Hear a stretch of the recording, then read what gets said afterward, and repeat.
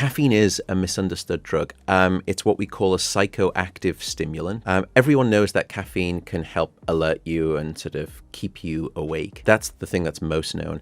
The other thing about caffeine, however, that most people don't realize is the time that it is in your system. So most drugs have what we call a half-life, the amount of time it takes for half of that drug to be essentially excreted out your system. Caffeine has a half-life of about 6 or 7 hours, and it's a little dependent on what type of gene that you have to sort of metabolize the caffeine, but on average it's about that.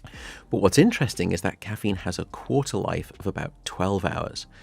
What this means is that if you have a cup of coffee at noon, a quarter of that caffeine is still circulating around your brain at midnight. It would be the equivalent of getting into bed and just before you turn the light out, you swig a quarter of a cup of Starbucks and you hope for a good night of sleep.